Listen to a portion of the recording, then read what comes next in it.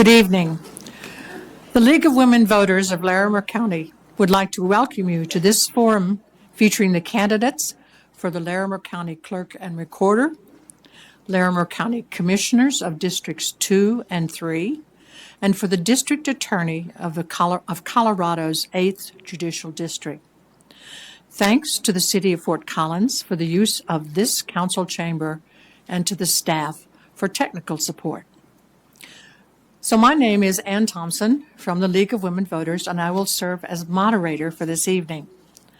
The forum will be broadcast on FCTV Channel 14 and Connection Channel 14 and live streamed on fcgov.com/FCTV with video on demand.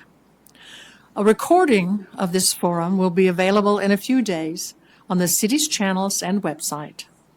Links to the recording for on-demand viewing will also be posted on the Larimer County League's website, which is lwv-larimercounty.org, and on the United States League's voter information website, which is vote411.org.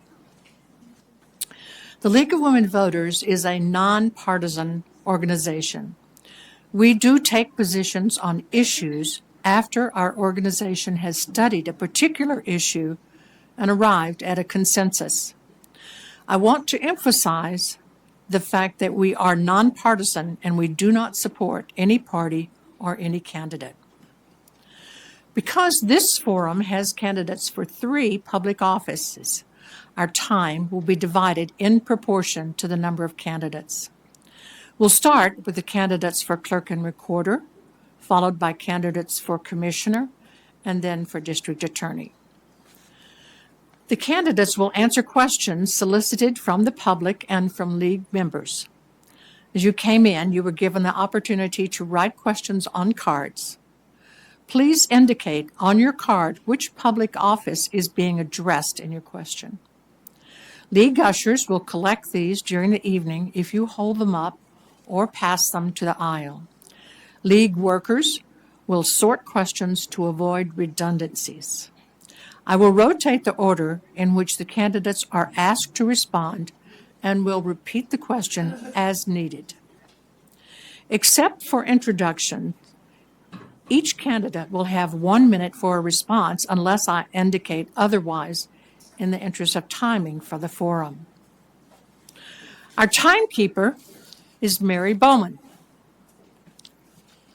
Thank you, Mary. As moderator, I will read the questions to the candidates and enforce time limits.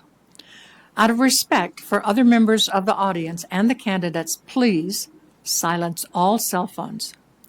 We ask that the audience not applaud to express support or opposition for any candidate or their positions on an issue. Due to the time constraints, not all questions may be asked.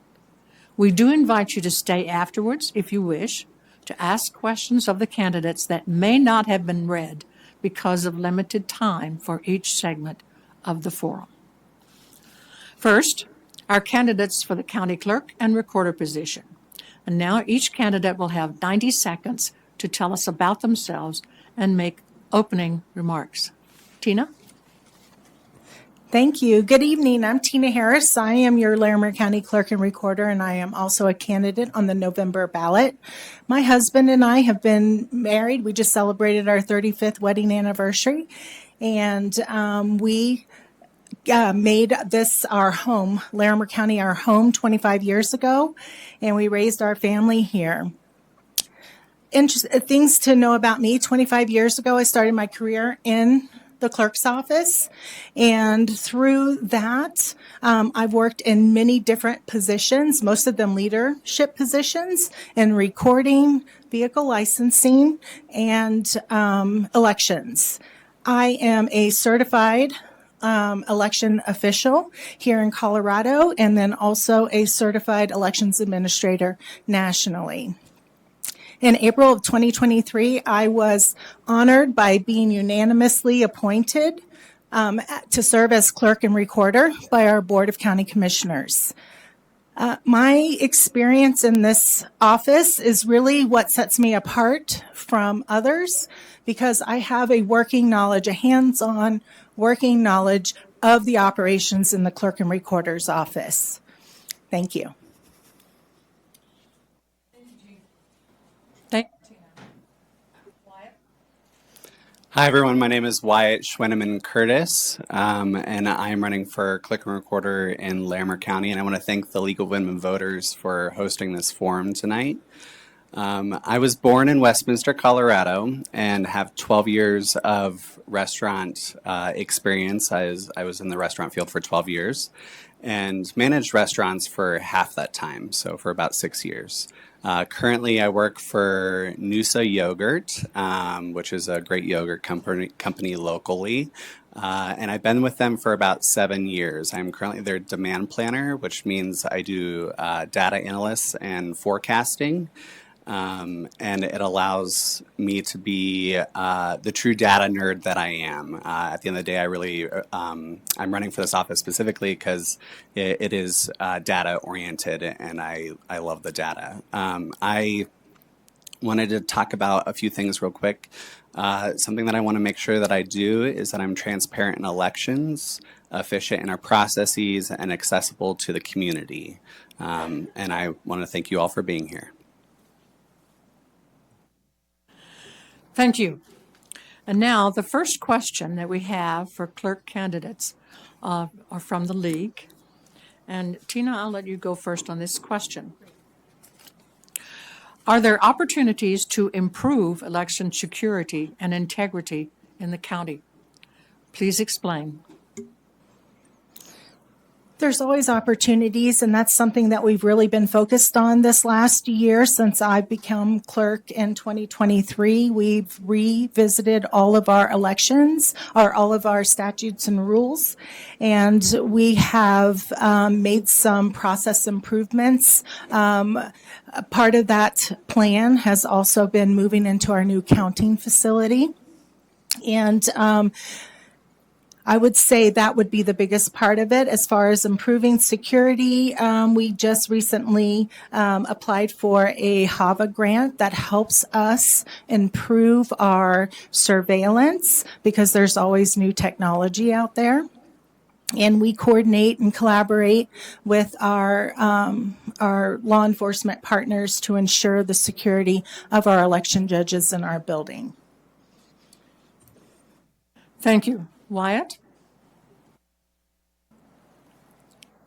Just to clarify, it was safety and security of elections, right?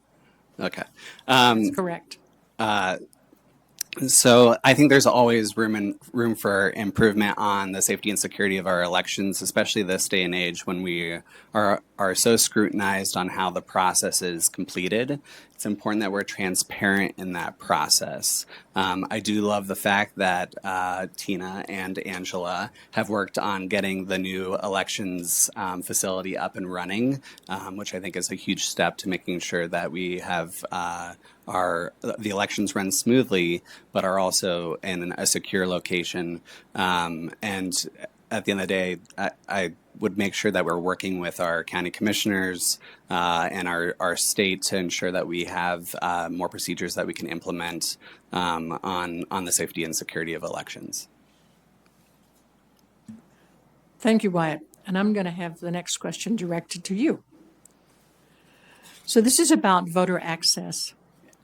What steps would you take to improve voter access and participation, particularly for underrepresented groups? Thank you for that question. I would love to see more voter box expansion in our county. I know that does cost money, but it's something that I think is something that we could add. And then also doing partnerships with organizations like the BIPOC Alliance or ASCSU on campus to encourage that we're seeing more registration from disenfranchised communities and working with like the BIPOC Alliance or communities of color, and would love to see us continue to see those expansions on those voter rights. Thank you, Wyatt. Tina? Can you repeat that question for me? Yes. Sorry. What steps would you take to improve voter access and participation, particularly for underrepresented groups? Sure. So the other part, something that I'm very passionate about is community outreach. And so this year I've been focused on collaborating with our partners. That is the BIPOC, ASCSU, Common Cause. And we are actually doing a kickoff meeting this week to bridge that gap, to provide them with very detailed information so that they can be that bridge and that continuity between us and the voters. As far as ballot box, increasing the voter ballot box, we are only required in Larimer County to have 8 boxes, and that's based on the number of active registered voters, and we have 24. And we will be increasing that over the next year. We'll be adding more, and this year we're required to have 20 VSPCs open on Election Day for this general election. Thank you. And this time I will start with you, Tina. So this question is about public education.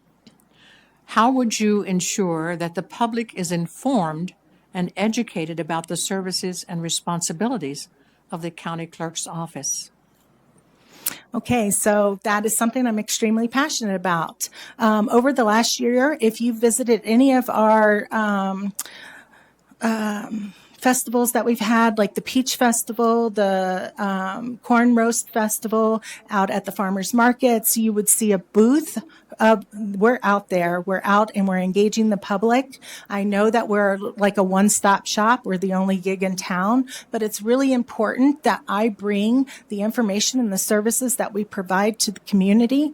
And that's one of the reasons that we've really upped our game in that outreach, because there's a lot of services that the clerk's office provides that many people don't even know about. And so we're passionate about that. I have team members that are out there working that booth with me, and I'm there every single time from the time it opens until the time it closes. So I have really good conversations with a lot of folks in the public.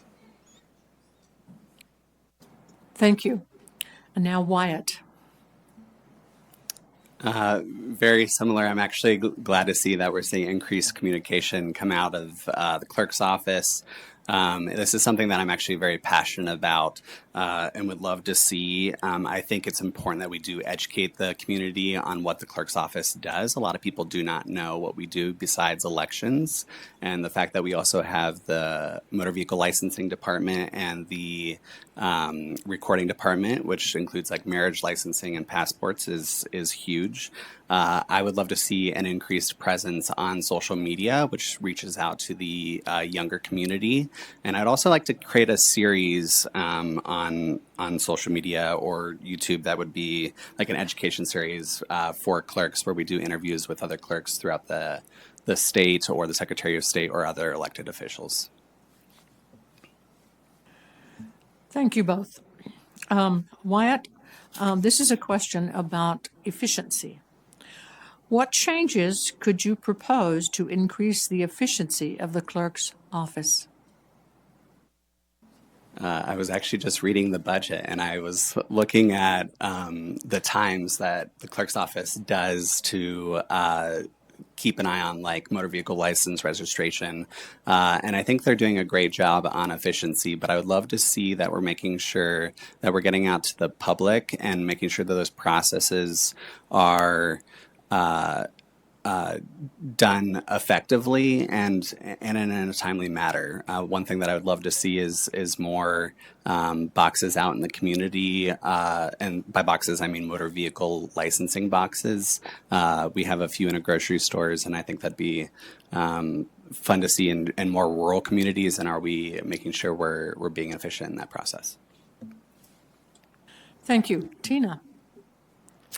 So very early on in my career, one of the things, I had a vision of what local government or what I would like to see in my government.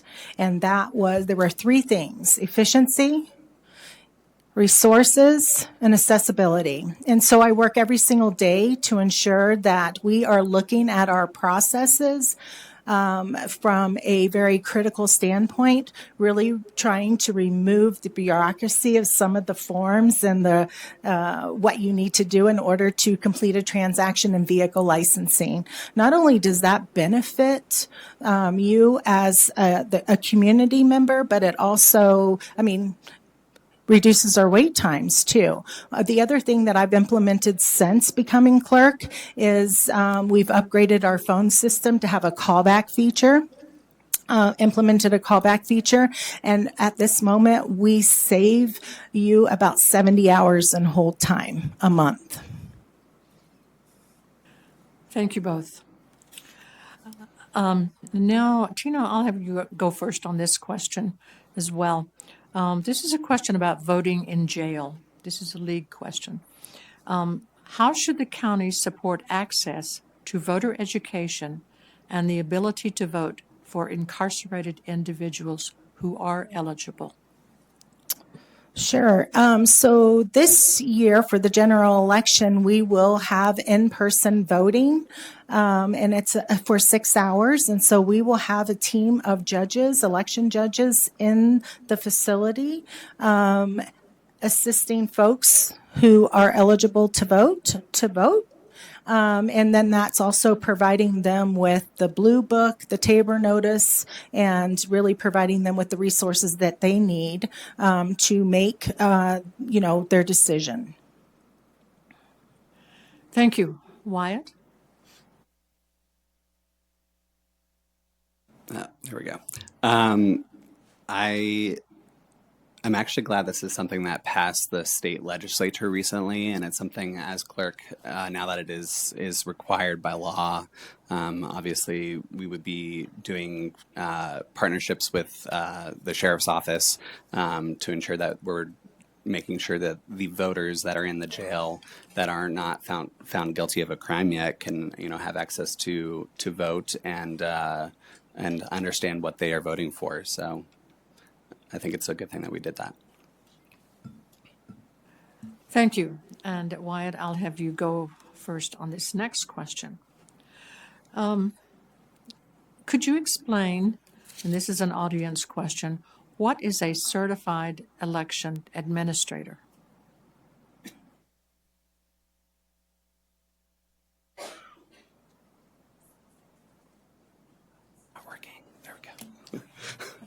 The certified election administrator is, I know there's a process, for example, something that I currently do not hold is certification on the elections. Tina does have that, something that she has been certified in and has taken that once elected to the office is something that clerks are required to have. And it helps ensure that we are running the process of elections smoothly. Thank you. Tina, could you respond, please? Sure. A certified election administration is a national certification that you can get. It's a 12-course it's a 12-course session, and at the end, you're a certified election administrator. And this is where you actually get to interact with other states and really collaborate. This is put on by the Auburn University. And I completed my certification in March of this year. There's also a Colorado Certified Election Official, and that is where you are certified in elections through the state of Colorado. And these are classes, in-person and web-based classes that you would take.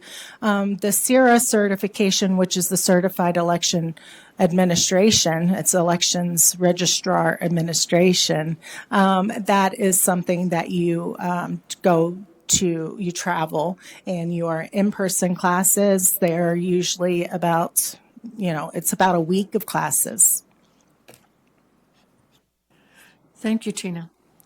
And Wyatt, I'll have you go first on this question as well. Okay. What would you do, this is an audience question, what would you do, if anything, to improve local elections? This is something I actually talk quite a bit about. One thing that I am actually excited to see. The very first election that I would be doing if elected is running the Fort Collins ranked choice vote election that's coming up. Another thing that I've been looking at is I would love to see more municipal governments move to a November cycle. So, for example, Wellington, which is a town just north of here, has on their ballot this coming fall to move their elections from an April cycle to a November cycle, which will allow them to coordinate with the clerk's office. And the more elections that you have and coordinating with the clerk's office, the easier it makes it for the municipalities. And we'll see higher turnout. And we see that at Loveland and Fort Collins already. Thank you. Tina? And so improve local elections. Was that the question? I just want to make sure that's correct. the right one. Okay. We're coughing over here. Sorry, Wyatt. I've infected you, I think. And so to improve the local elections, we already coordinate with many municipal elections, municipalities. One of the things that we'll be focusing on this next year is coordinating with the city of Fort Collins on voter education and outreach on ranked voting. They have the opportunity, if they choose to coordinate and they have enough candidates to host or to conduct a ranked voting, and we would be coordinating and running that for them. Thank you both. And Tina, we'll start with you on this question. How do you plan to ensure that all community members, regardless of the language they speak, have equitable access to public services and can participate in government processes? That's a great question. So currently, especially when it comes to multi-language on our ballots, really has to do with the census.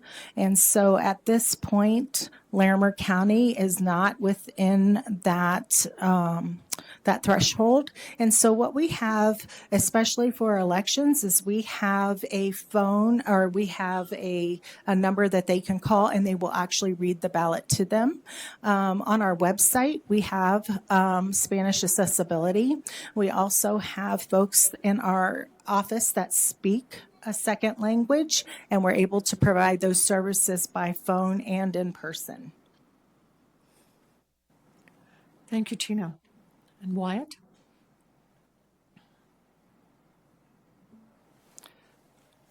Like Tina mentioned, so counties are actually required once they reach threshold, which is about 2.5% of the population that is not speak the English language very well, we have to provide those ballots to that group. So something I definitely want to look for, and that's a threshold that I believe we're either very close to or at. We didn't reach it the last census, but we'll reach it by the next one. And it's something I wanted to see that our office starts right away, is putting that together and hopefully implement. I would like to see it implemented before even the next election. And it's not just ballots. Are we making sure that paperwork in the office is the same way with our other offices, with the other departments that are in those offices? Thank you both. And Wyatt, I'll have you go first on this one. What steps would you take to ensure that the information you share with others is not misinformation or disinformation?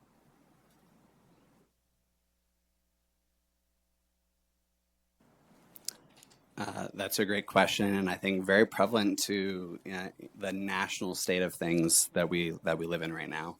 I think the biggest thing is making sure that we're transparent. At the end of the day, our job is not political. Our job is to make sure that we are educating the voters and following state statute and state laws.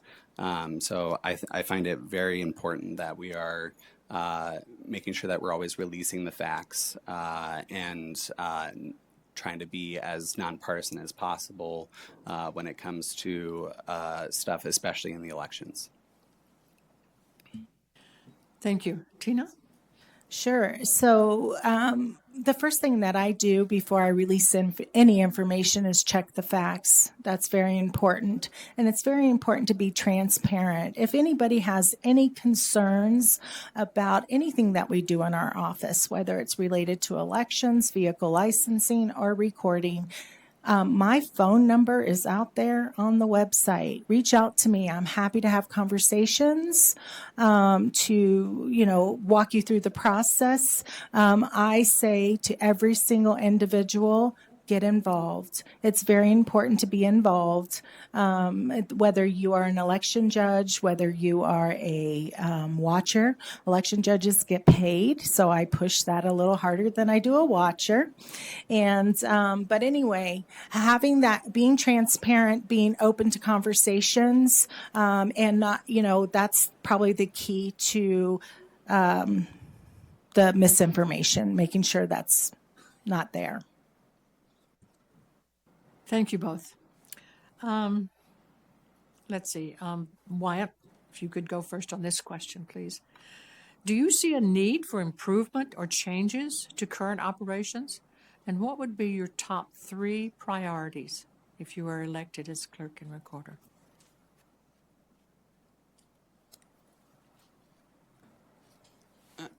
So I believe that you should never be done improving. So the office is something that will be a continuous improvement under no matter who you elect as clerk. Tina is also new to that office, even though you've been there for a few years, but new to the position. And it's important that we can see continuous improvement and bring new ideas to the table. When you're talking about top 3 priorities, one of them I already mentioned earlier, which is I would love to see bilingual ballots implemented sooner than later. I know the next census is coming up in 2030, but I don't want to wait till 2032 to make sure that we're implementing that. Another process is to make sure, I would love to see, I'm glad we have 24 boxes throughout the county, but are we making sure we're providing resources to the rural communities and expanding boxes where we can? And then lastly, I would really like to see just in general that we're being accessible, and are we reviewing everything to make sure that the voters are coming to us. Thank you. Thank you, Wyatt. Yeah. Tina, can you respond to the question, please?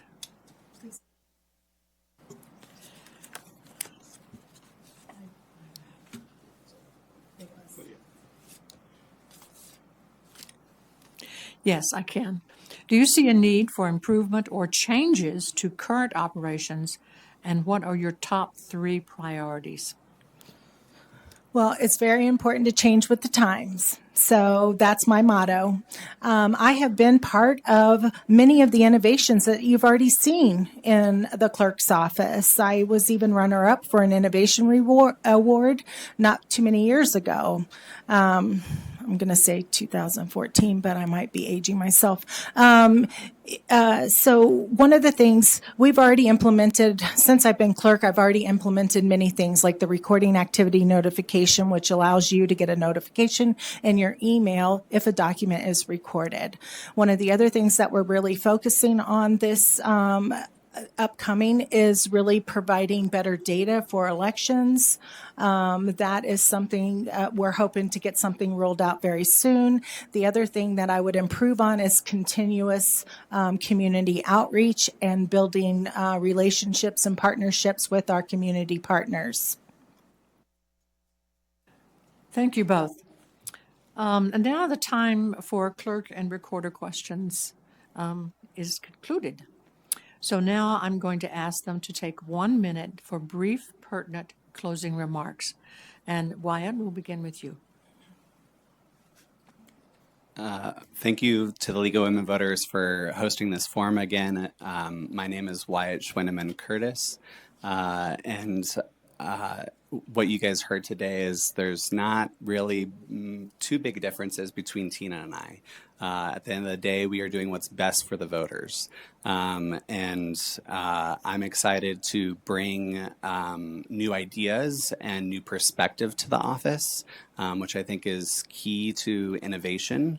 And I want to remind everyone that our ballots go out next Friday. Some of you might have received some right now, but the ballots go out next Friday. The overseas people have theirs as of the 21st of September. And I want people to make sure that they know to vote your voice, and that voting is your superpower. So to make sure you get out there and just vote and be heard. And thank you for your time today. Thank you, Wyatt. Tina? Well, thank you guys for coming out tonight. I really appreciate you taking the time. One of the things that I have a great understanding with my 25 years of experience is that it's very important and a huge understanding of what it means for a clerk's office to do everything with integrity, and nonpartisan leadership is very important. So I appreciate you being here. Some of the things that I'm very excited about is to continue to work with my fantastic team who comes to me daily with some of those ideas that we will be implementing in the clerk's office. And again, I thank you. Yes, ballots come out on October 11th. So look for those. You should have your blue books already at home. Please study up. And again, these local measures are really what's important. That's what's going to impact you on a daily basis. Thank you, guys. Thank you both. And I will do some summary at the end, especially about voting as well. And now we're going to move to the county commissioners for District 2 and District 3. And we'll start with introductions. And I'd like to start with Jody, if I may, if you have 90 seconds to begin. Thank you, Ann, and thank you, League of Women Voters of Larimer County, for organizing this important forum, and thank you all in the audience for attending. It's really an honor to be here tonight. I'm Larimer County Commissioner Jody Shad McNally. I'm very proud to be the first woman to ever hold this seat, and it has been my humble honor to work hard on your behalf. Thank you for joining me on this historic journey, as we've done a lot of things the last few years and accomplished a lot in housing, behavioral health, wildfire mitigation, and so much more. I was born and raised in this area. My family and my mom grew up in a farm east of Berthoud, and so my deep roots here in agriculture and ranching have continued as I have a little hobby farm east of Loveland, and I raised my family here. We're very proud of the work that we do to serve our community and give back. My husband and I are both raised with a deep and steadfast commitment to service. Our grandparents and our parents taught us to always do what we can to make our communities better, and so that is what I've done my whole life, and it's been kind of a natural progression into becoming commissioner the last 4 years, and with a people-focused, community-driven, focused and data-driven service to our community. I am proud of our community and the community organizations that partner with the county. We lead the state in so many areas, and it's really been an honor to serve on your behalf. I'm Jody Shad McNally. Thank you. Thank you, Jody. Ben, 90 minutes for introduction, please. Yes, thank you, Ann, and thank you to the League of Women Voters for hosting this tonight, getting the word out here. My name is Ben Oste. I'm running as Uncle Benny Oste on the ballot because that was a nickname given to me in college, so that's why you see that. And I'm going to say that 50 years of living and loving in Larimer County, 40 years of business experience in this county, and 3 things that I would like to see us be more reasonable, affordable, and sustainable. Have a lot of experience as a stakeholder in 3 county concerns. 1, the Big Thompson Reclamation Project. 2, the 402 Corridor Project. And 3, of course, one of my favorites, the landfill, since I am kind of one of the pioneers of recycling in this county. I believe we've diverted over 4 million tons of new and usable building materials from this landfill. So we're honored to have that place in our county. And so I've been married for 43 years here. I have 2 children. I have 3 grands. And my mother, she's not grandmother, she lives on our property in an ADU on a little piece of ground with our little farm out there too, the mules that I hunt from, and we go way in and hunt elk, and that's our hobby, riding horses and mules on our little hobby farm, if you will. Thank you very much. Thank you. Kristen. Well, thank you, Anne, and thank you to the League of Women Voters and everyone who came out tonight, and also to the people who are listening on FCTV and online, including my mom. I'm Kristen Stevens. I'm a Larimer County Commissioner in District 2. I've served in this role for almost 4 years. Prior to that, I served on the Fort Collins City Council, so I spent a lot of time on this dais, almost 6 years, almost in this exact same spot. I stayed in local government because I'm passionate about local government. Local government has the ability to change lives, to really transform our community, to make sure that we're breathing clean air and drinking clean water. And so that's why I love this job. That's why I stay in this job. I raised my family in Larimer County, so I love Larimer County. I have 3 children, one of whom is in the audience. And my passion is to help everyone's family thrive in our community. We've done a lot of work in the past 4 years. We've worked on oil and gas regulations, which have made our air cleaner. We worked on improving our water supply and working with water folks to make sure the water's clean, especially after fires. We've opened the Behavioral Health Center. We've done a lot of work on transportation. So I'm proud of the work that we've done. I want to continue this work because I know it's good. I know that local government can help lift people up. I think I serve with compassion, and I am honored to serve you. Thank you very much. Thank you. Eric? Hello, I'm Eric Stahlgren, running for County Commissioner 2. I'm not a career politician. What I bring to this office is my work experience and my education. So I've worked in government areas. I've worked for water treatment with the Larimer County. I worked with U.S. Air Force veteran.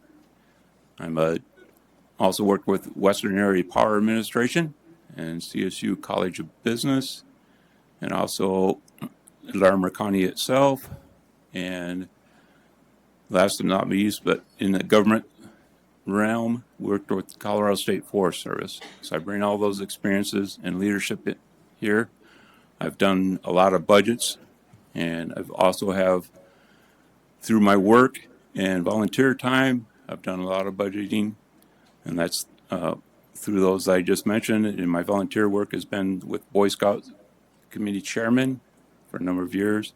I've been a foster parent, a part of the Larimer County Partners, and I'm also a dad and a father and a grandpa. And I've lived in Larimer County for 50 plus years. Thank you. Thank you all for those introductions. And now some questions. And again, there will be 60 seconds for the answers. Kristen, I'll start with you. This question is about mental health. Please give an assessment of the state of mental health support in the county and describe any future steps that you believe need to be taken. Great. Well, thank you for the question. We're very lucky that the residents in Larimer County voted for a mental health tax, 0.25% tax, 4 years ago, 6 years ago, but fairly recently. And that tax has been used to be able to disperse mental health services throughout the community and substance use disorder programs throughout the community. But we've also used it to build the Longview campus on Taft Hill Road. And that is a campus where people can go to get the help they need. They can go in an urgent care manner. They can also go by being brought by a family member. being brought by a first responder. So those are great services that we're providing with that tax. We're also getting money into the school districts with that tax. What we can do in the future is make sure that we keep funding that tax. So, I believe we'll still need that tax when it sunsets. But we can also really take care of each other, make sure that people in our community are aware of those resources that we have. Thank you, Kristen. Ben, could you answer that question, please, about Sure. mental health? Sure. Your thoughts? Mental health is important to us all. I remember reading a little bit about that the sunset, I believe, was 25 years, and it is 25 cents on every 100, I guess, that goes to that. And so far, I think they've raised $14.7 million up to this point on that program. And that is very important to me. I served actually as a mission field in Switzerland for about 3 months with heroin addicts, trying to help them get off the heroin and other drugs. And so that is very close to me and to near and dear to my heart, to help those people when they want help and they want to get out of that lifestyle and integrate back into society. There's no better joy. And you don't know who's going to make it. That's just not always going to be there for you, but you have to give it your best. And so I'm looking forward to being a part of that and helping in any way I can in those areas. Thank you. Eric? Yes. Mental health is definitely a very important part of our community. And one thing I would like to look into is to see about how we can do some things to be proactive and minimize how many people end up in mental health. So I'd be curious about looking at that and examining that. Another thing that I've noticed in our laws with our state is it seems to be some laws that are restricting our counselors from being able to counsel to the means that they might need to be able to counsel with. So I would like to see those removed so that the counselor can actually counsel the person in the right way and get them the help that they need. Thank you. Thank you. And Jody? Thank you for that question. This is an area of passion and purpose for me. In 2017, I joined a team to work on the mental health initiative when we passed the 2018 mental health initiative, and it's a 20-year tax. Phase 1 was successfully implemented. I serve as the chair of the Behavioral Health Policy Council and vice chair of the Regional Opioid Abatement Council. We have collected Phase 1. We have handed out over $15 million in impact grants to over 200 grants to about 90 agencies, and we have seen a decrease in our overdose and suicide rates. We're the only county in Colorado for the last 4 years that's seen a sustained decrease in suicide rates when we used to be one of the highest. We've seen a 25% decrease. We have so many partners and we have so many things to be successful and glad about. Longview, which I worked very hard on the opening of that, we've seen over 5,000 patients since December, and there's much more you can learn on our website. It's work I'm very proud of and hope to continue. Thank you. Jody, how about you for the first question, first answer to this next question? What can county commissioners do to address the cost of living in Larimer County? Now, when we got this question from the audience, we were a little bit general.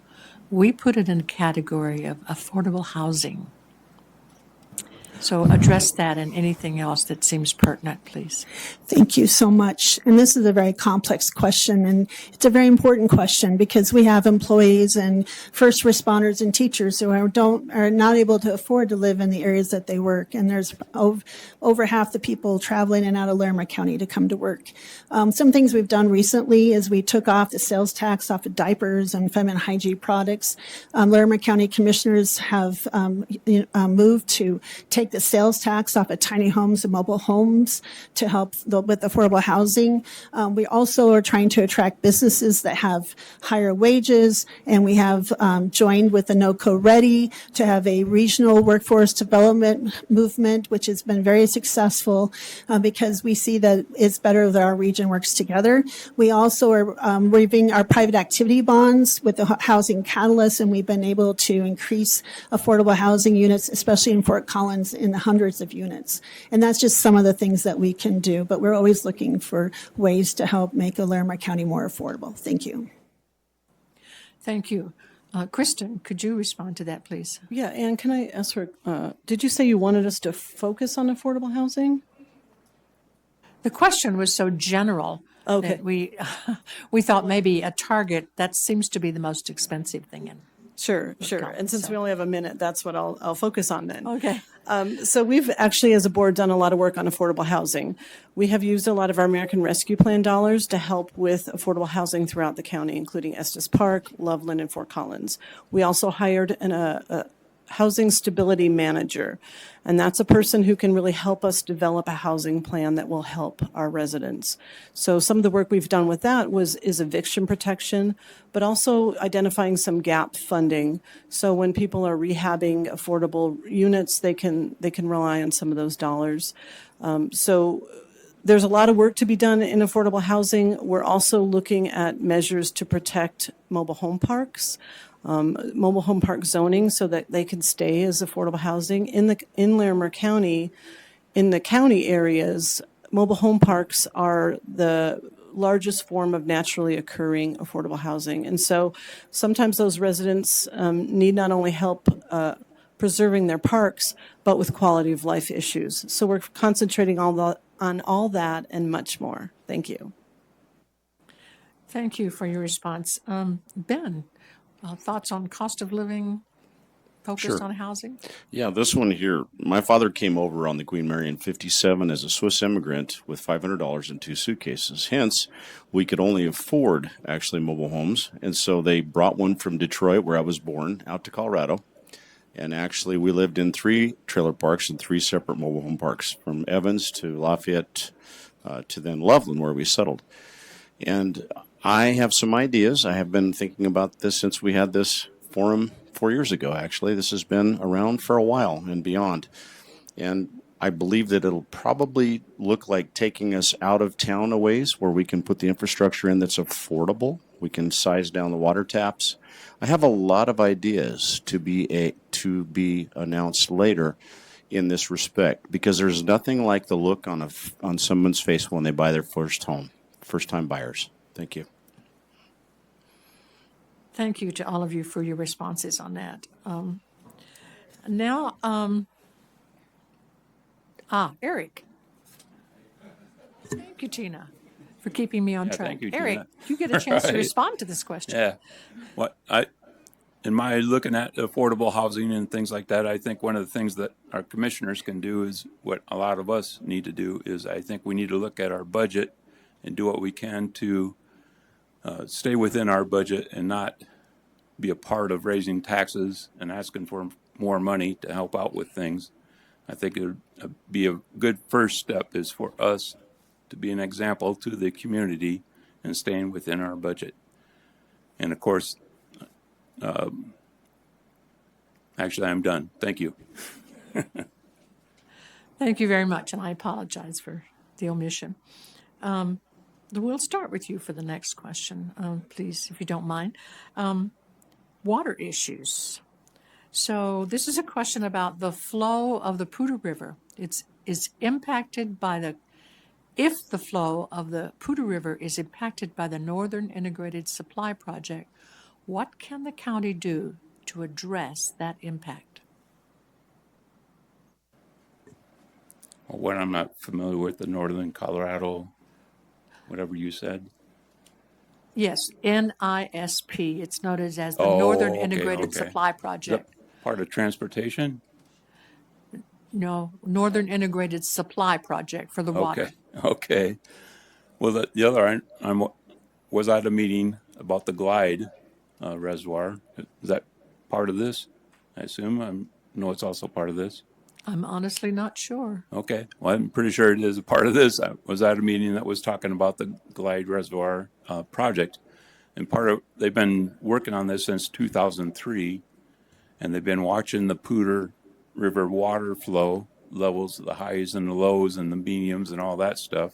So part of the project of filling up that reservoir and not affecting the flow of the river is to fill it up while it's high and allow the water to keep flowing down the river to the other areas. And I know part of that concern with that project too was looking at runoff and minerals that would run in there and what they might cause to the environment too.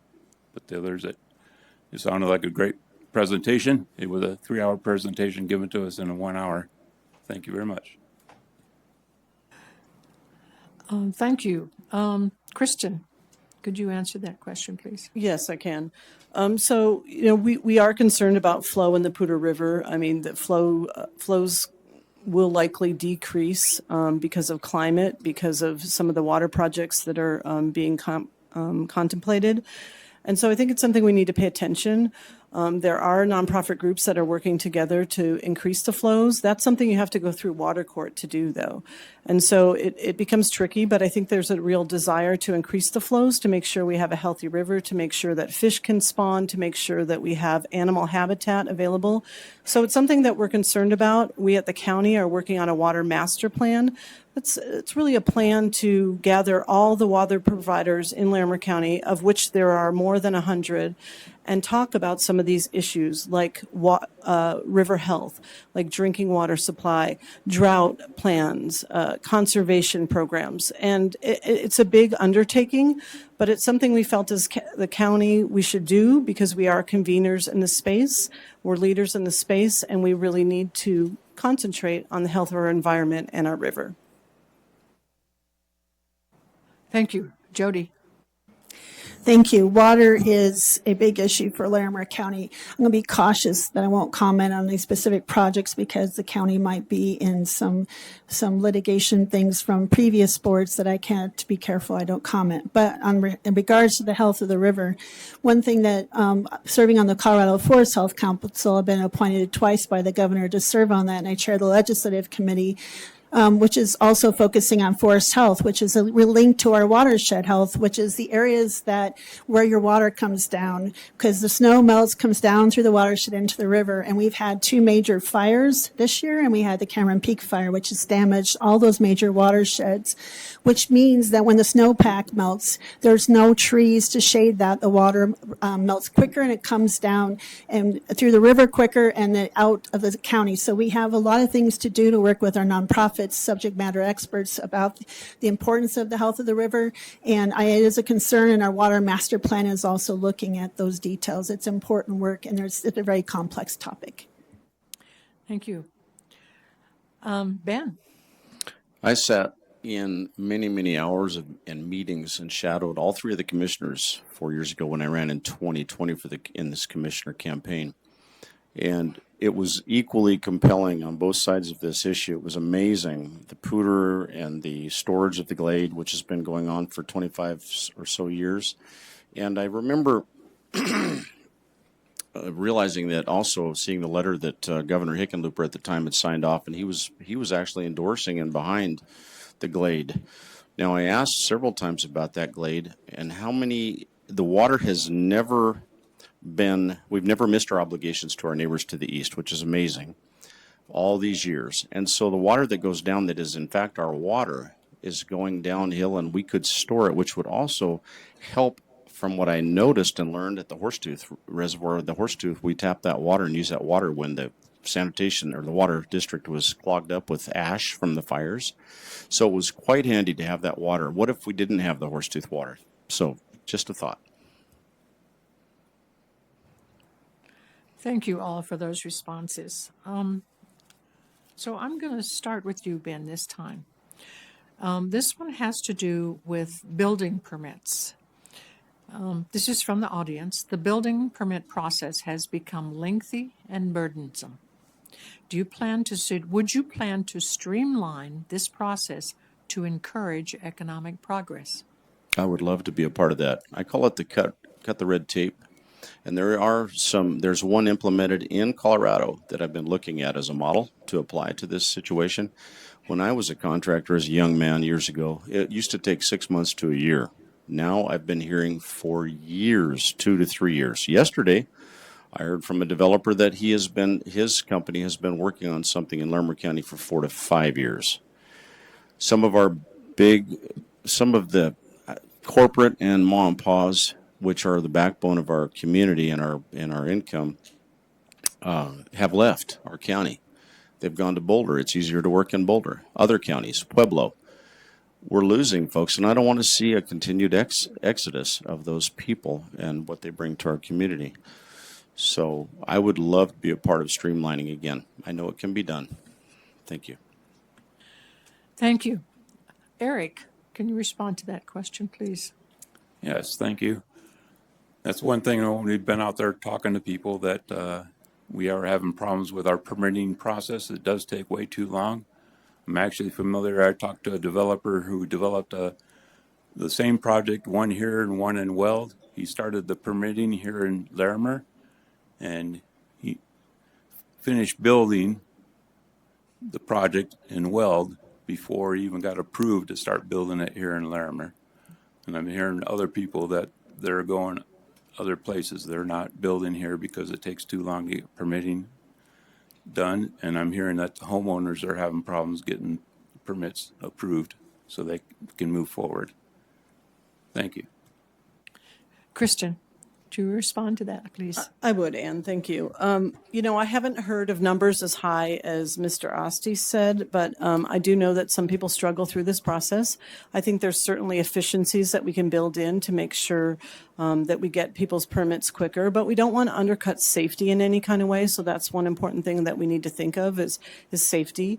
But I do think that if we can do things to shorten that process, it would create homes that are more affordable to build, maybe businesses that are more affordable to build. So I think that's something we need to work on. And I will certainly look. I would encourage anybody out in the audience or who's listening who's had any struggles to really relay those to us so we can talk to our planning department about some of those delays that people have experienced.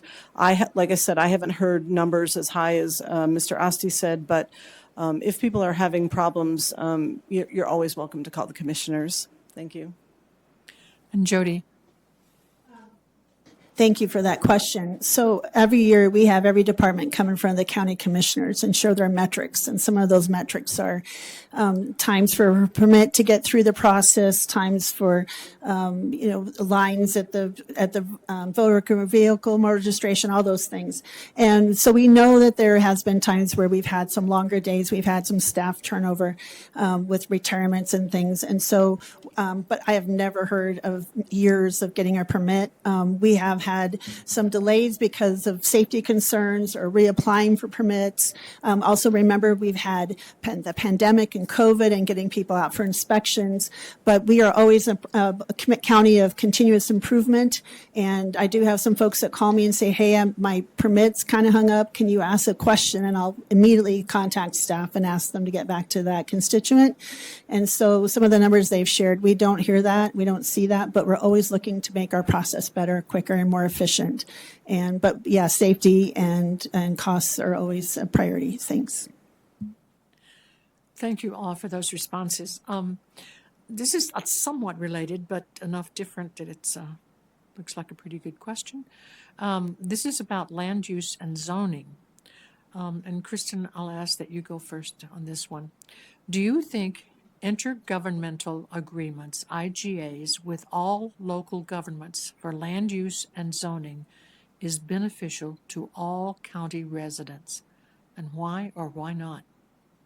Okay, that is a good question, Anne. So I think that working with our local municipalities is really important. We do have what we call IGAs or intergovernmental agreements with most of the municipalities. But a lot of that has to deal with how we're going to develop around those municipalities. So we have what's called growth management. So that's kind of the fringe areas around a municipality. And we really need to work together to decide on how those are developed and whether communities want to annex those parts of the county. So I think that those agreements are valuable. There are a couple communities that we're still working on. I believe we're still working on one with Wellington, for example. But they actually help us and our community members understand how we plan to grow and how we plan to grow in a smart way that's very responsible and predictable for our communities. Thank you. Ben, could you respond, please? I spent quite a few hours with the Estes Park IGA, a lot of discussions, a lot of hours up there. That is no longer functioning, that expired. And so they're wrestling with that now. That seems to be quite an issue with the incorporated and unincorporated parts of Estes Park. And it served well for years. I mean, they really did enjoy it. They appreciated it for the most part. Now you have two spectrums. It's always hard to get everyone on page and completely satisfied. But they're working on that now. That's a big concern up there in Estes Park. And so for the most part, it seems that it is helpful, although I really do like seeing the municipalities be able to handle it on their own if they would prefer to. It's easier for them to make the decisions with less people to help them make the decisions, if you will. Thank you. And Eric, could you respond, please? Yes. Definitely would look in that. So I'm not totally completely familiar with it, but I know that part of this job will be working with other parties, so with the towns and with the state and feds and all that stuff. So building relationships with all the people and coming to an agreement and understanding which area is going which way and having agreements and being able to look at the future and where we're going with things. So that's my comment. Thank you. Thank you. Jody. I believe in the power of partnerships and collaboration, and IGAs are an important part of that for our county. We have major IGAs with the growth management areas and lots of other areas between Fort Collins and Loveland. We also have some with broadband work between Loveland and Fort Collins. We have a new IGA with Timnath. We're developing one in Windsor. And it comes to a town of Estes Park, an area I've been going up every year of my life. That IGA didn't expire. It was terminated, a mutual termination between the city and the county because it was no longer functional. I worked on the comprehensive plan every meeting between the town and the county, and we are working on ways to work on developing around that town. It's a very important document and that we have agreed on infrastructure, transportation, and how we annex and how we grow. And it's important to have those partnerships so the community has predictability and we can plan smartly and work together. Thank you. Thank you to all of you for answering that question. Now, the next, I'm going to combine a couple of questions together here that are related to each other. Ben, if you could go first on these. The question posed by the audience is, how would you work to address infrastructure concerns such as citizen traffic safety? And I'm going to ask you just to go ahead and please explain what you see as the most pressing transportation needs in the county. Okay, thank you. So that's a two-part question. First, Yes. the pedestrian. Okay. Traffic safety as related to infrastructure and then general transportation. I really appreciate all the bike lanes in the areas that are quite well marked in the cities, especially, well, it's across the board. Fort Collins is more concentration of people, so I see more of that in place here. And it seems one of the things I heard from some constituents 4 years ago, and still is a concern, are the bike paths when you get outside of town, that they still have some very unsafe situations they find themselves in. So I think the county, from what I've been hearing, is they're working on that. They've been working on that for a while. And then the other thing, the second part of that, Ann, could you repeat that second part? In general, what do you see as the most pressing transportation needs in the county? I really do appreciate seeing these e-bikes. That's relieving a lot of the parking issues and some of the getting around and parking in the center of Fort Collins, especially. The more you get into the concentrated areas, the harder it is to find parking. So I like the buses. That's been a good advancement. My father's from Switzerland, of course, and so I lived there for a while. And of course, am I over? Did you stop? Oh. The streetcars were huge. The electric trains, a lot of people couldn't even afford a car in Switzerland. When my dad grew up, he didn't even have a car till he got here. So, Thank you. Christian, could you respond? I'm so excited because I work on transportation. I probably serve on 8 transportation boards. So this is going to be hard to do in a minute, but I will try. So traffic safety is absolutely important. It looks a little different in the county than it looks in the city. So we don't have as much infrastructure built out, let's say bike infrastructure. So in the county, that looks like building wider shoulders, which is something we're doing on Owl Canyon Road, which is an area that's frequented by a lot of bikes. We plan to do a lot more of that work. Some people know that we have a tax that's on the ballot that will go towards transportation, but what people in our community have identified as the most important thing is safety. Really want to work to 0 deaths on our roads. That's a very important metric that we need to hit. So there are a lot of county roads that are unsafe. CDOT has looked at projects on 287 to increase safety. We just applied for a grant for a wildlife crossing on 287 because there are a lot of wildlife and car interactions on 287. But we are working currently on a transportation safety plan for the entire county that will include all of these elements. Thank you. Thank you. Eric. Yes. Well, my thoughts on this is I've seen a lot of concerns actually as far the safety.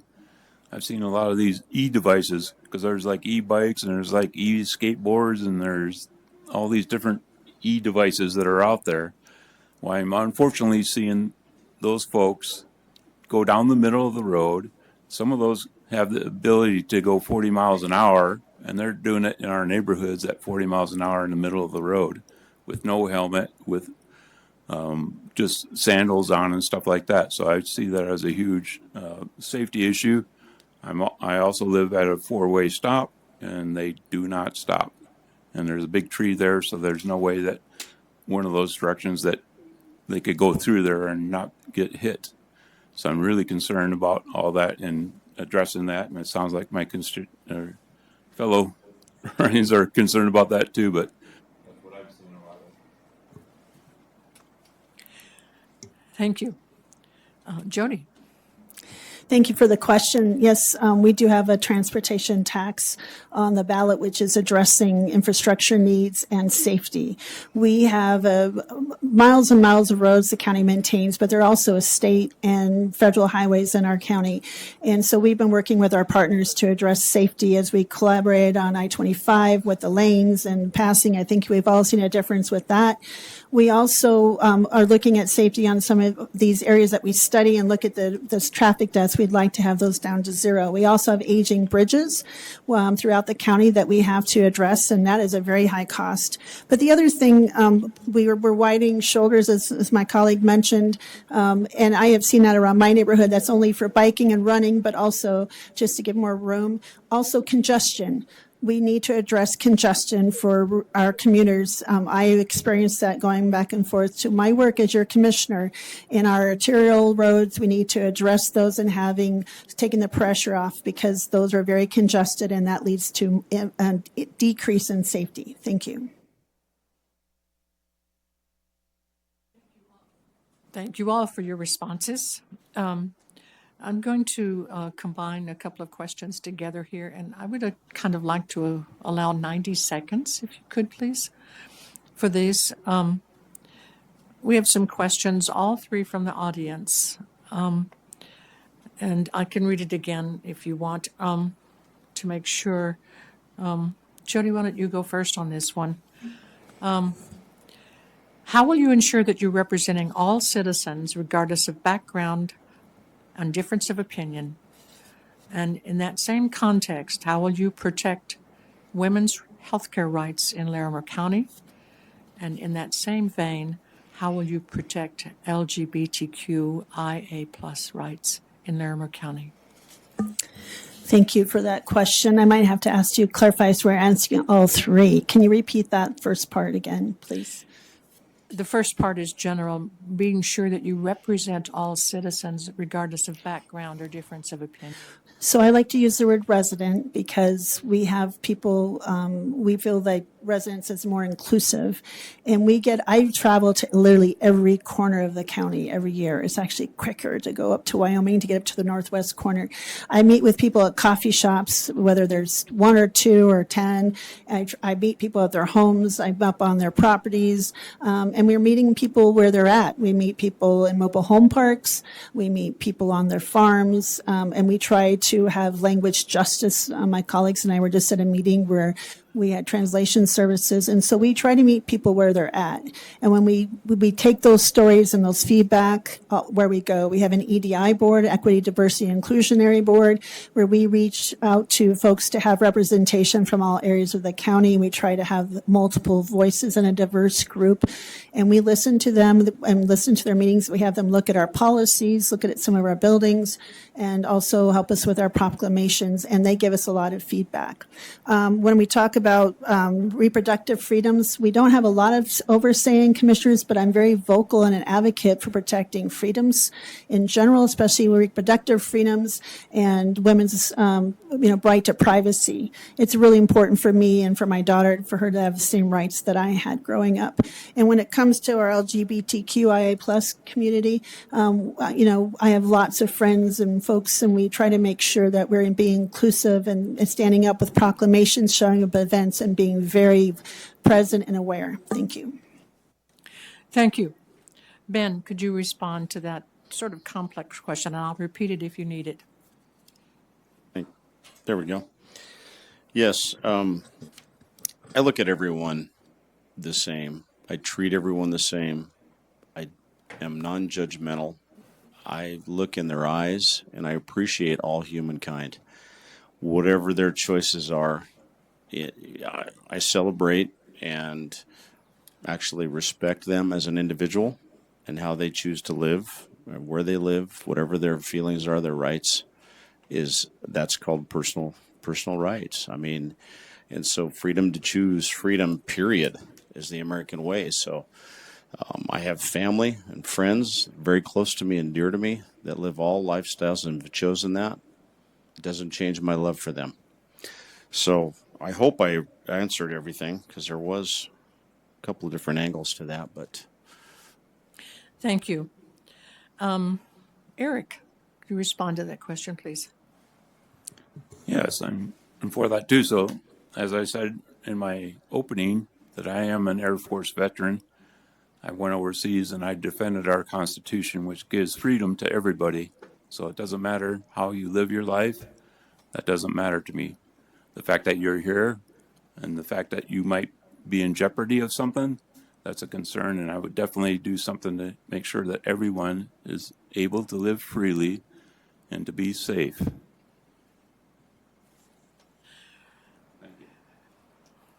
Thank you. Kristen. Thank you, Ann. So Commissioner Shannon McNally mentioned our Equity, Diversity, and Inclusion Board, and I just wanted to state that our board was the first one to initiate this board into being. We saw how important it was. We wanted to make sure that we were looking at our policies through the lens of equity. And so that includes women, that includes people, underrepresented people in our community, that includes LGBTQ plus folks. And so that's one step that we've taken. Another thing that we've done is identified sort of these quality of life issues in our strategic plan. So we recently formed a strategic plan. We brought community members together to talk about what should be in that plan. And one of them was belonging. That includes belonging for everyone, all the folks I've mentioned, but so much more. We get out to, as Commissioner Shattuck McNally says, there's also rural residents who sometimes feel like there's a divide between rural and urban. And so we've really tried to make sure that we reach out to those folks as well. Thank you all for those responses. Now I'm going to turn to air quality. And I'll ask if Ben, if you could go first on this question. What steps, if any, would you take to ensure good air quality in Larimer County? I was on the first meeting for the Colorado Gas and Oil coalition that we put together here, the county did, when I was shadowing the commissioners. That was a nice balance. I think we had about 20 people on that initial team that Matt Lafferty put together, and we've made some really good headway. I don't know how many people remember the brown cloud. I mean, I'm aging myself a little bit here, but that's been gone for a long time. I mean, other than the fires we had back in the last several years, but other than that, that's gone away, and it's been awesome to see how the state and the county actually has agreed on the statute. The how do we want to call it? They've come to an agreement on what those rates need to be. And so we don't even have hardly any wells, I don't think, in the county. Back when I ran in 4 years ago, I think we had about 17 in Larimer County, and we're down to just several now from what my understanding. I haven't looked into that deeply, but I think we've done a good job on setbacks and other things already. Sorry. Thank you. Jody, could you respond, please? So we have done a lot, and we would continue to work. We have put money into air quality monitors. We have 2 currently. We added 1 out at Bethke Elementary, and we have 2 more on board to add to the county, a total of 5, and to monitor the air, make sure we're monitoring where we're going to be able to track where some of that air quality comes from, and that's a step for data-driven decision making. We put money into helping commercial businesses move from gas powered to electric powered, and we've done the mow down project to give rebates to homeowners and people to trade in their gas-powered equipment, which is a big air quality savings in greenhouse gas emissions. We've done the climate action plan. We're working on our climate dashboard, working with subject matter experts, looking at transportation options, and we are working very hard to improve our air quality, including as this board, we increased our oil and gas regulations even more. Thank you. Thank you. Eric. Yes, I think I was a part of that, been around since that brown cloud thing too. So, right, so we're making great strides in there and getting our air quality better. One thing that we need to realize though too is that we're up against the foothills. So we're up against those mountains, and that cloud gets stuck on there and it can't get up over the mountains. The other is that we all do our part to minimize our driving, make your trips, multi-trips, do a bunch of things, get those all things done. Go into the e-devices and hopefully do them safely. Get maybe some regulations or something going there to have people ride those a little safer so they don't become part of an accident. Then the other is too is that that's one thing I've actually noticed too is that we need to with this automatic start your vehicle thing, I see people will start their vehicles and leave them running. So I think we need to not do that. It'd be one thing to help with that air quality. Shut them down. Thank you. Thank you. Kristen. Thank you, Ann. Well, I'm very passionate about this subject as well. I serve on the Regional Air Quality Commission and also on the Non-Attainment Area Air Pollution Mitigation Enterprise, both of which deal with ground level ozone. So while the brown cloud may have disappeared, our air hasn't not necessarily gotten any cleaner. And as Eric was saying, it partly is because of topography. It's also because we have so much sunshine. But we do need to address this. We are addressing it, but we need to dig deeper and do more work. A lot of that comes from the transportation sector. A lot of it comes from oil and gas. And while we've made stricter regulations around oil and gas in our county, we know that we border Weld County, which has not made those same regulations. And so we have a lot of work to do in this space. We can do this work, but it's going to be difficult. We need to hold industry accountable, and we also need to make sure that we as residents are really taking the opportunity to use public transportation when we can and other forms of transportation. Thank you. All right. I think everybody's answered this question, so I'm going to move on to another one. This one is having to do with public-private partnerships and governance. So, Eric, I'll ask that you go first on this question.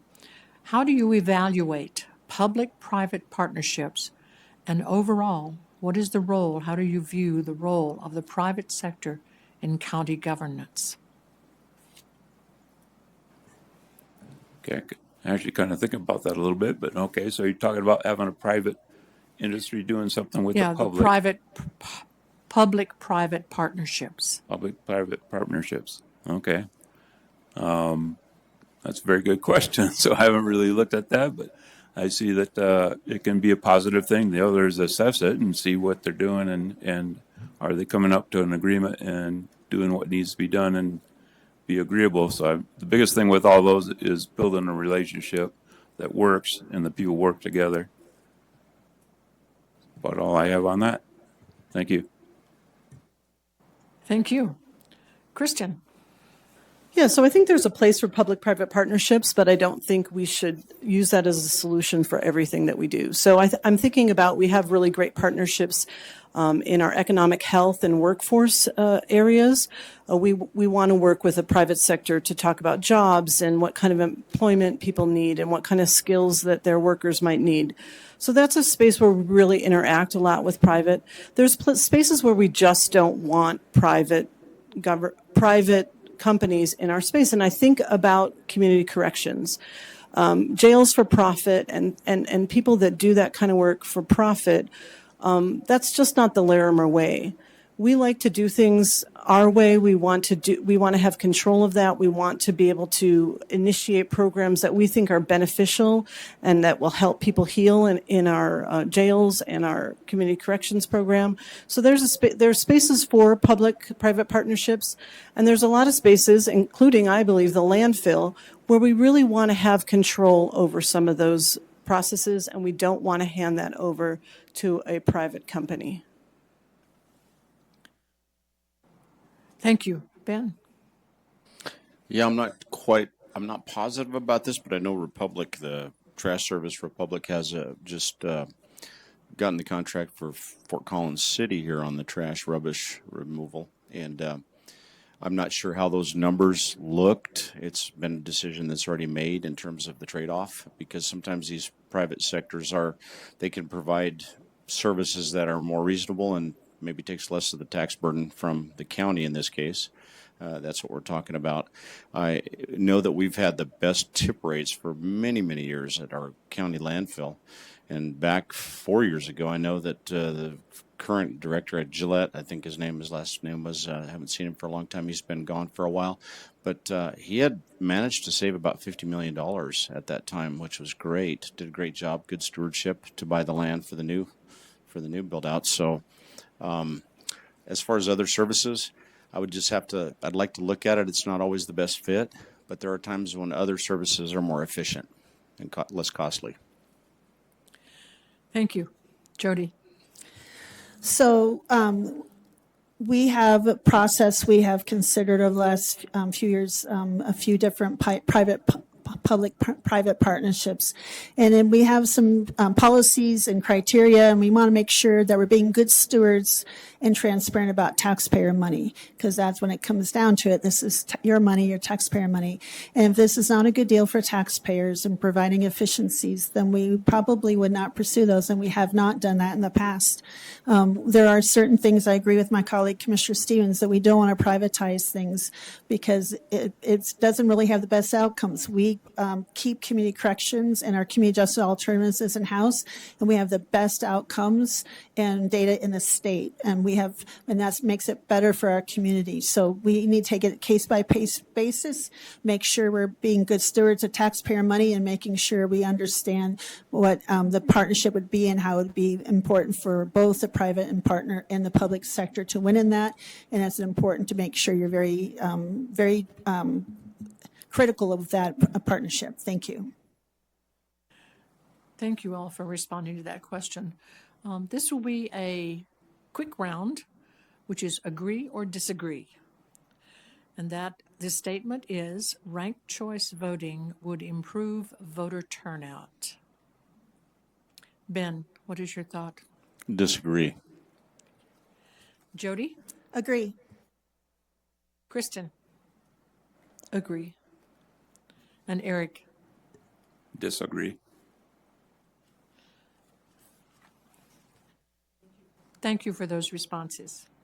Now we're sort of at the end of our time for questions. We have to have time and want to take a minute for each candidate to give brief, pertinent closing remarks. And this time I'm going to start with Eric. Well, my closing remarks are back onto affordability. That seems to be a problem in our county, and for us, the commissioners, to do what they can to not be a part of the problem by staying within their budget and possibly lowering some of the fees that we have, if that's a doable thing. That would be done by assessing the current financial situations of things, assessing projects, and see the priority of the projects. So what projects that we're doing, how many projects are we doing at a time? Can we really afford it? And can some of them be delayed to help spread out the cost of things and stay within budget? I think it would be very important to, since we have roads and bridges and things like that, that should be a part of our regular yearly budget, is to take care of the things that we already have. Thank you very much. Thank you. Kristen. Well, thank you, everyone, for coming out tonight, and thank you again for the folks who are online, including my mom. I'm sorry to mention her twice, but she's pretty special.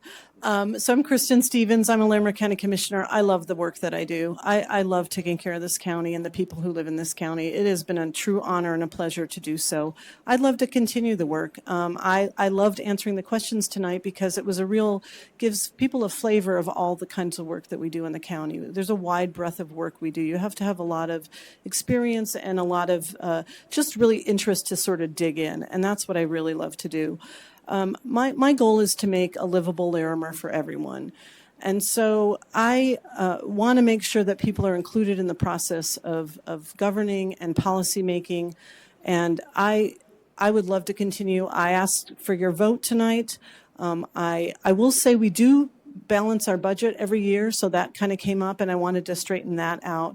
And I will say you can't use general fund dollars for road and bridge.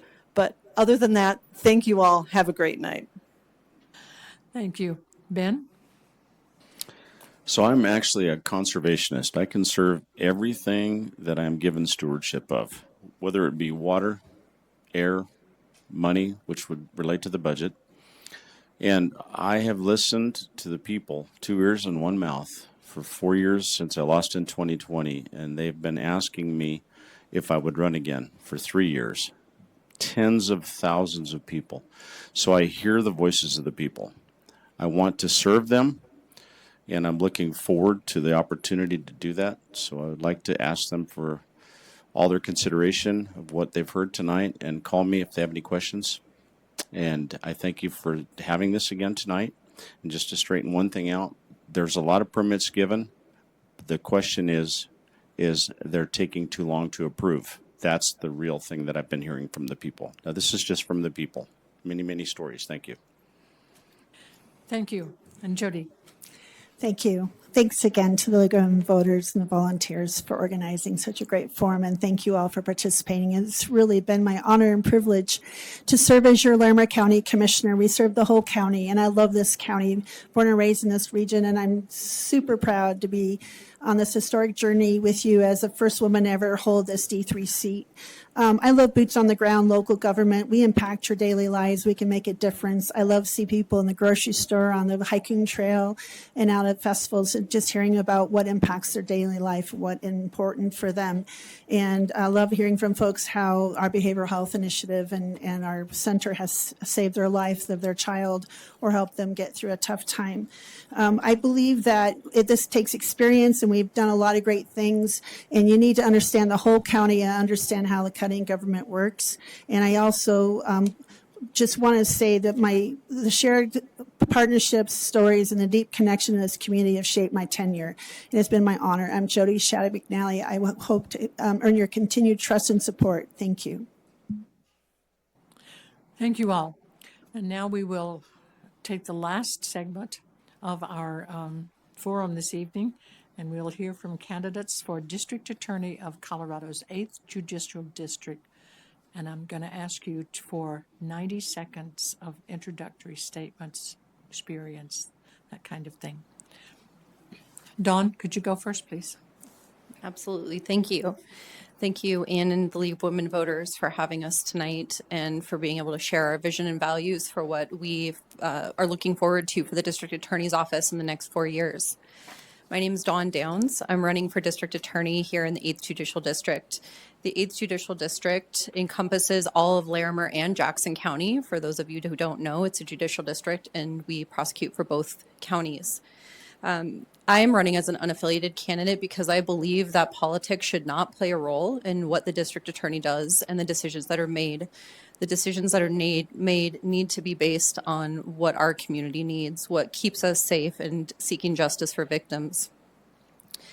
A little bit about my background. I am the first unaffiliated candidate to ever run for district attorney, and I'm also the first woman to ever run for district attorney here in the 8th Judicial District. So I'm really proud of those advances for our community in 2024. I am born and raised in Northern Colorado. I have a 10-year-old son that I'm raising here. My family, my sister, all live in our community. And it's my commitment and our passion for the job and this community to provide a safe place for my family, my son, and all of you. A little bit about my legal background. I started my role as a defense attorney for 2 years in Fort Collins. I then moved to the district attorney's office and worked there for almost 15 years, prosecuting all types of cases for the homicide and sexual assault and different variety of cases. And I'm currently working for the city of Fort Collins as the head of the public safety and prosecution section. Thank you. Thank you. Gordon. Well, thank you very much, Ann and the League, and thank you all for staying up very late for the District Attorney's portion of this event. 4 years ago, we were on Zoom for this, so it's very refreshing to see everyone here in person. I was inspired to get into public service by my grandmothers. My grandma Bev worked for the New York State Police as a secretary for 30 years, and my grandma Helen worked alongside Mother Teresa, volunteering at orphanages in Calcutta. And they instilled in me some really deep values to support those that have less than us, to stick up for those that are vulnerable, and to fight for your beliefs. And so I entered public service, and I chose to become a prosecutor because prosecutors can make a really huge impact in the lives of victims, of defendants, and of the community. And I've been a career prosecutor. I served as a deputy district attorney in Eagle County and then Larimer County before running, but looked around and saw a criminal justice system that was not representing everyone, that was not looking out for the vulnerable, and that was certainly not innovating or engaging. And so I stepped up to run. I'm the first Democrat to ever hold this office, and we've made some huge strides on transforming a culture where we've gone from everything is a nail and criminal justice is a hammer to exercising compassion, mitigating bias, and importantly addressing the root causes of crimes. Doing that will be able to keep us safer, and by doing that we've been able to collaborate and solve some really big problems. And I'm running for re-election because there's a lot of work left to be done, and I know that Grandma Bev and Grandma Helen would want me to keep making progress. Thank you. Thank you both for the introductions. And now, Gordon, if you would take the first question. This is on crime. Could you share your thoughts on wrongful convictions? What could you do to ensure that they don't happen in Larimer County on your watch? Or in the 8th Judicial District, I should say. Thank you. Well, there's been a crisis of confidence in the criminal justice system over the last 5 or 10 years. People need to understand what the DA is, what the DA does, and what their DA stands for. And so that's why I've gone around the community to engage the community. I've gotten out of the courthouse and shook hands of people all throughout the community to tell them who I am, and gotten our office out engaged in the community. We just got back from doing our second day of service where we volunteered at nonprofits with a nexus in criminal justice because the community needs to know who we are and whether they should trust us. A wrongful conviction review unit has been a priority of mine for several years, and I believe we're going to be able to get there to make sure that we're reviewing those. But in the meantime, we've already started some of that work.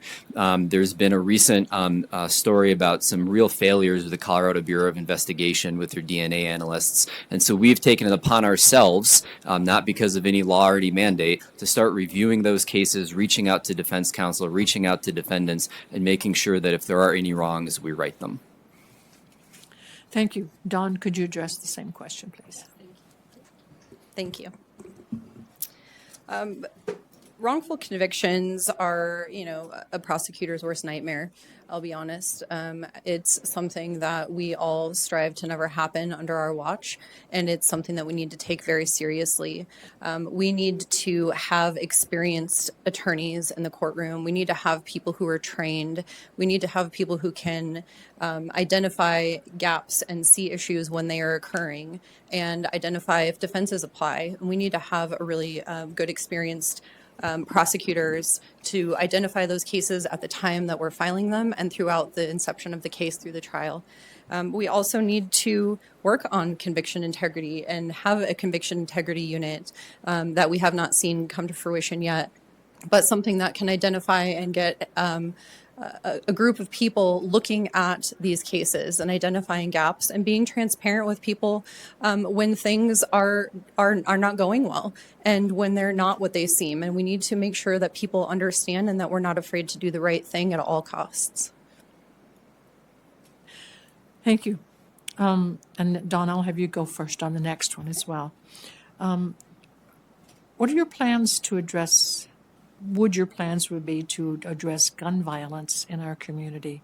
Do you support red flag laws? Why or why not? Thank you for that question. We need to address gun violence. Unfortunately, in the last few years, gun violence, especially with our young juvenile offenders, has significantly increased. And the ways that we need to address that is by addressing how people are getting those guns in their hands illegally, who's providing those firearms to youth, who's providing those firearms to violent offenders and felons. We need to increase penalties for people when they're stealing firearms to provide those firearms to other people. We need to increase the penalties for providing them to juveniles.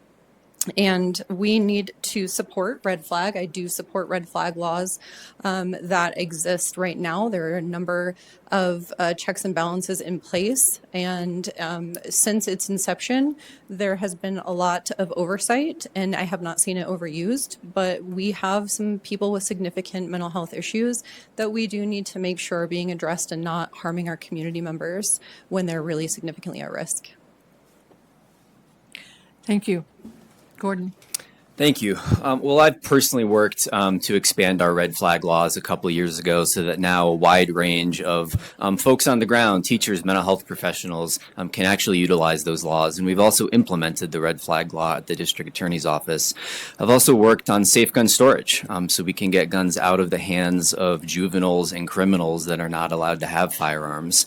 And a lot of that work has led to some great results and has earned the endorsement for my campaign this year from both Moms Demand Action and Colorado Ceasefire. And we're working on other efforts as well, including education for the community, because folks don't understand what some of these new laws like red flag and safe storage are. So we need to take it upon ourselves to be proactive and go out and educate. And I've also just started the domestic violence unit. One of the things that unit is going to do is to make sure that we're enforcing a law that was already on the books but not enforced by anyone, to make sure that we're getting guns out of the hands of domestic violence offenders, where the presence of those guns makes it 5 times more likely a lethality will occur in that home. Thank you. And I'll have you go first on this next question, somewhat related. Could you speak to the success or failure of the Behavioral Health Adult Diversion, BHAD, program? And would you share your plans for this model in the next 4 years? Well, behavioral health adult diversion, for those that don't know, diversion is a program that gets people out of the criminal justice system and to access to resources. Diversion is incredibly successful because instead of waiting 6 or 9 months for the slow wheels of the criminal justice system to turn, it gets people access to those resources right away and starts addressing those root causes. The behavioral health diversion track that we developed in 2021 with our first adult diversion program has been incredibly successful. The success rates are high, even though we are taking folks that are high needs, because our community deserves solutions to these problems, not putting the same people in jail again and again and again and expecting different results. Actually getting folks treatment for whatever brought them into the criminal justice system is not only beneficial to that person that can go on with their life without a criminal conviction that might impact jobs or housing or student loans, but it's beneficial for the community and for community safety if we've addressed that issue. Thank you. Dawn. Diversion is a tool that's very important in our criminal justice system. It's something that we need to use and expand on when appropriate. We need to help identify the right people to really to do well in this program. The adult diversion program has not served as many people as we could serve, and I think we need to look at options to expand that. Unfortunately, our juvenile diversion program has not been as successful and is only at 50% success rate in our community, and we need to look at why that is and why these cases are being impacted and better ways to connect with our community partners who provide these critical resources. We have a wealth of organizations in our community that provide these critical resources, and instead of taking them in-house in the DA's office, we need to expand to provide more access to those programs and things like diversion in our community. Thank you. And Gordon, I'll have you go first again on this one, just to switch it up a little bit. This one is a similar question on the restorative justice program. Could you speak to the success or failure of the Restorative Justice Initiative? Would you share your plans for the model in the next 4 years, please? Thank you. So restorative justice is harm repair, and it's harm repair that engages offenders, victims, the community, and other appropriate folks to make sure that there's a wide understanding of what that harm was, how we can mitigate it, and make a real impact on reducing that offender's likelihood to repeat that behavior. Restorative justice has proven to be very effective. We've run some different restorative justice programs throughout my first years, including a sexting program with school kids, as well as a juvenile gun violence class that I personally have attended. And there are tears in that room among parents, kids, SROs at schools. It's a very powerful tool to address behavior and change behavior, especially in first-time offenders, young adults. We just trained 2 staff from our diversion program to be restorative justice facilitators, and so they are primed to really expand that program, and they've already been soliciting volunteers from the community to be part of that expansion in my next 4 years. Thank you. Dawn. Restorative justice is a fantastic program. A lot of our local communities have really robust restorative justice programs, and I'm proud to have been a part of some of those programs with the city of Fort Collins. And I've seen firsthand how effective those programs can be. They offer offenders the ability to take accountability for their actions. They give them resources and tools that they need while working with a victim to give them the ability to seek justice and to make them more whole. And we need to provide access to these resources and expand the programs to identify people such as the new program with the city of Fort Collins of identifying people that are committing crimes in treatment facilities and what's bringing them in to commit those crimes. It helps address what is bringing them in and the root cause of those issues, but also allows the victims to participate in a meaningful way. Thank you. Now, this was a question that was addressed by commissioners to some extent. And the person who put these questions out asked that they be addressed to everyone. And that has to do with women's health rights and LGBTQIA plus rights. So, Gordon, Dawn, could you go first and respond to how you would protect women's health care rights and LGBTQIA plus rights? everyone's rights are very important to us.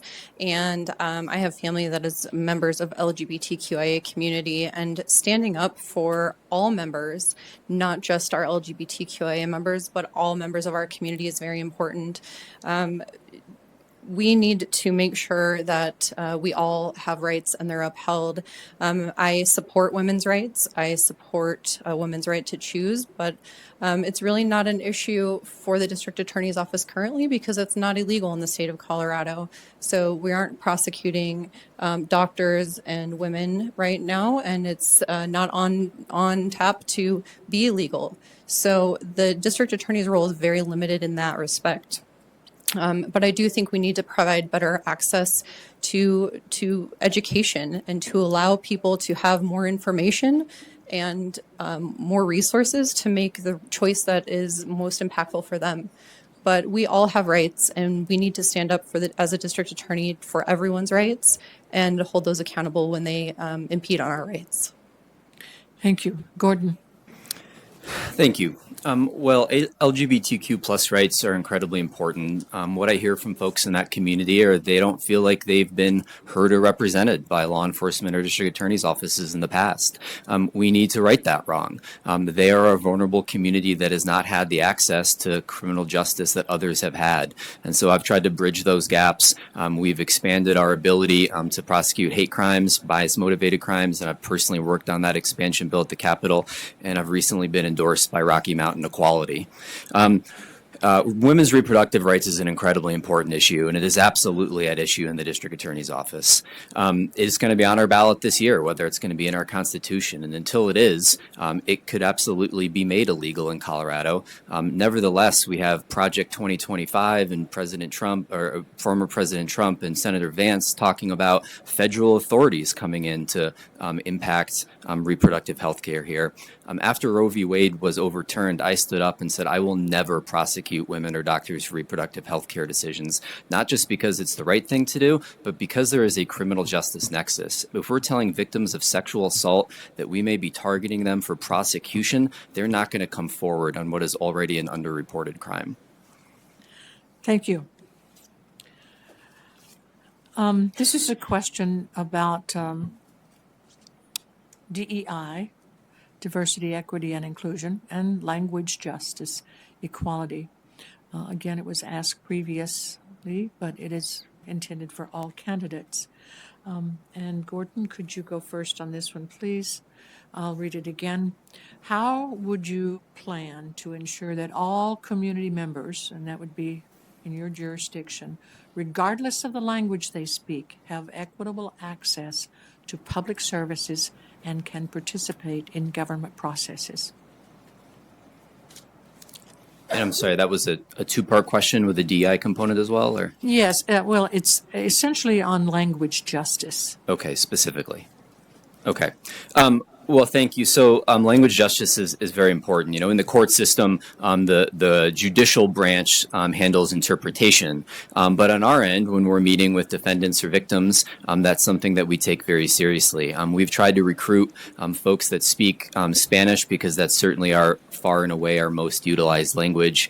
And we pay them a stipend because that is additional work that they are doing to their normal duties that we need to reward them for. And so we've tried to hire as many folks in our victim services unit, our investigations unit, and our front desk as we can. Those positions are very difficult to find because those language services are in demand. But we jump through whatever hoops we need to make sure that when folks come in, no matter what that language is they need, that we figure out how to accomplish that because we need to give the same level of service to everyone in our community. And again, like I mentioned with other marginalized communities, and we find that those communities have not always been served well by criminal justice, so it's important we step up. Thank you. Dawn? And I just want to, if you could repeat, I'm sorry, just the whole question again, so I make sure I'm answering. Yes. How do you plan to ensure that all community members, regardless of the language they speak, have equitable access to public services and can participate in governmental processes? So everyone having equitable access to our criminal justice system is imperative. We need to make sure that people understand the justice system. It's a complicated system, and a lot of people don't understand. They don't even know what the district attorney's office does. And we need to ensure that people are educated and provide some of those resources to them, make sure that everyone has access through language lines or interpreters and whatever else means is available for them to learn and to communicate with us. It's important to me to work with our community partners like La Familia and other organizations who can help support families through that process and provide some assistance so that people feel safe to come to the Justice Center. People feel safe to go to police. Victims feel safe that they're going to be heard and that they're going to be safe when they come forward. And we need to make sure that everyone understands that their rights need to be upheld for them and that they are safe in our community by providing access that they can understand through language programming. Thank you. Okay, one more question, and Dawn, I'll ask you to go first. And that is, what is the most important thing you want to accomplish if you're elected as district attorney? The most important thing to me is that we have a safe and healthy community and that victims' voices are heard and that there's justice for those in our community that are impacted by crime. And we do that through ensuring that we have a stable district attorney's office. Unfortunately, over the last few years, there's been a significant turnover since the last election of 97% of the attorneys leaving the office. And that impacts our cases and how they're handled. And their cases are being significantly pled down and they're being dismissed. And justice is not being sought for some of those victims. And their voices are not being heard. So I intend to give a voice back to those victims, stand up for our community, and ensure that we all live in a safe community. That's not based on political decisions because victims don't care what political party you stand for, right? People are impacted by crime in our community no matter what. Thank you. Gordon? Thank you. Well, as district attorney, my top priority is always community safety. And so we're working on quite a few initiatives right now to make sure that we're doing our best job at that. One of them is expanding victim services funding. I've been fighting in D.C. and in Denver for expanded victim services funding, and we've done it in our office. We've expanded our victim services with our domestic violence unit that we just started, where we have now a new victim advocate, investigator, and prosecutor working full-time on domestic violence for the first time ever in Larimer County, identifying high-risk cases, making sure that we're prosecuting those cases to the fullest extent, and as I mentioned earlier, getting firearms out of the homes of those domestic violence offenders. We're also doing it by addressing what is one of the biggest crises we have, which is the fentanyl epidemic. We have made sure that we are getting those that are struggling treatment and that we are prosecuting those that are poisoning our community with fentanyl. And we've created a model that is being copied around the state where we have held those that have killed members of our community with fentanyl accountable for the first time. Thank you. We have time for one more question. What does the role of District 8 District Attorney play in enforcing immigration law? And Gordon, would you go first on this, please? Yes. Well, we do not enforce immigration law. Immigration law enforcement is a federal activity, but what we can do is make sure that we're supporting our immigrant community. Immigrant communities, like some of these other vulnerable or marginalized communities I've discussed tonight, have historically not had the access to the criminal justice system that others have. They may be impacted by language issues, as you asked about earlier, and they are more likely to be victims of crimes than they are to be offenders of crimes. And so we've begun to reach out to them. We've really done significant community outreach over the last 4 years. We've taken our community outreach from 0 to 100 over the last 4 years, but I intend to go to 200 in my next 4 years because it's such an important issue. I was just at a immigrant services fair at the Fort Collins Senior Center just a couple weeks ago, meeting the folks there and talking to people, listening and understanding what those issues in the community are so that we can address those and so that they know if a crime is committed against them, that we are a safe space and we will believe them and fight for them. Thank you. Dawn?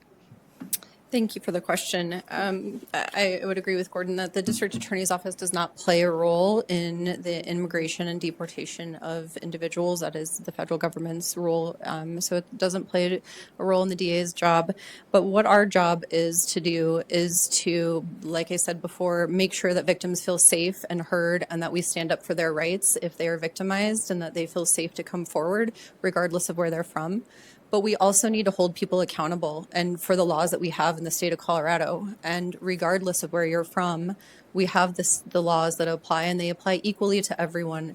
And we need to make sure that we are safe by applying those laws equally and providing access to victims to the justice system.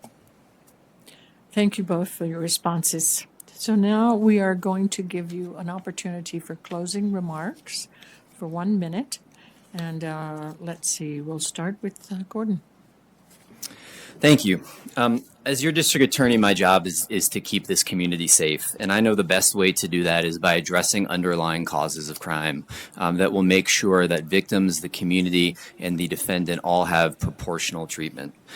We've made incredible strides on this, on issues like addressing fentanyl, addressing mental health, and addressing gun violence over my first term. Those things have earned me the endorsements of nonpartisan elected officials, like every single member of the Fort Collins Council and Mayor, Moms Demand Action and Rocky Mountain Equality, and both Democratic and Republican county commissioners. I've been honest and transparent about what my values and my belief system are. Unlike some running for this office, I'm not going to change my party affiliation for political expediency or tell different crowds different answers. You know where I stand. I stand steadfastly with the community, with victims, and for making progress to create a fairer and more just system for everyone. Thank you. Thank you. Concluding statements, Dawn. Thank you. I hope you join me in doing what's right for our community and focusing on what we need, which is justice, which is safety. And those things don't involve politics. And I am unaffiliated because I think that those things are what matters most to our community, and addressing the needs that we have here, right here at home, and what is going to keep us safe. I will work to address the fentanyl crisis, to address access to firearms for juveniles and felons who are committing crimes with them. And I will fight for all of our rights, for victims and offenders, because that's our job, is to uphold everyone's rights. And I will rebuild a solution-oriented culture in the district attorney's office, one that will retain experienced attorneys that will fight for justice for all of us, and to restore hope that safety and justice is possible here for all of the community members in Larimer and Jackson County. Thank you. This concludes tonight's forum. We'd like to thank all the candidates for your participation, for your willingness to run for public office, and your helpfulness in better understanding the issues. To the audience, we thank you for attending in an effort to become better informed voters. Please encourage people to vote. Ballots for this election will be mailed on October 11th and must be received by the county clerk's office by 7 p.m. on November 5th. The future of Larimer counties and northern Colorado will be influenced by the results. Local elections matter. Voting is both a right and a responsibility as a citizen to uphold the Constitution and support the common good for our community. The video for this forum will be posted on the Fort Collins City website, fcgov.com/FCTV. Also, the League of Women Voters of Larimer County's website, lwv-larimercounty.org, and the voter information website of the League, vote411.org, under the appropriate race. Vote 411 also provides voter information on other races on your ballot, as well as ballot issues. From the League and from the City of Fort Collins, I am Ann Thompson, bidding you a good night.